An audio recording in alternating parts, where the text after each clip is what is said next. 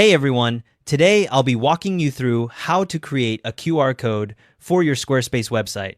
I'll show you this on the Squarespace web editor. First, you need to open the Pages panel, head to the back end of your site, and click on Pages under Website. You'll see a list of all your website pages appear. Now we're going to select the page you want to create a QR code for. Hover over the page name and you'll see a black gear icon appear. Click that gear icon to open the page settings. A settings panel will open up on the right showing various page options. Before we generate the QR code, there's one critical step.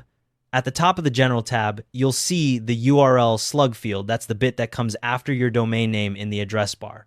Make sure this is exactly how you want it, because if you change the URL slug after creating the QR code, the code will break and stop working. Once you're happy with it, leave it as is. Now scroll down in the General tab until you see QR code with a small info button next to it. You'll see a toggle switch right beside it. Click that toggle to switch it on.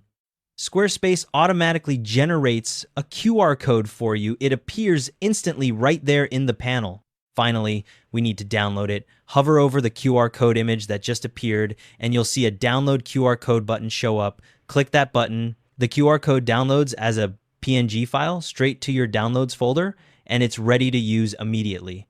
Test it with your own phone to make sure it scans properly and takes you to the right page. If you ever need to change that page's URL slug later, you'll need to come back here and generate a new QR code because the old one won't redirect automatically. However, if you change your mind, you can always set the page slug back to the original version and the code will start working again. You can also hide the QR code from the page settings panel without breaking it by toggling it back off.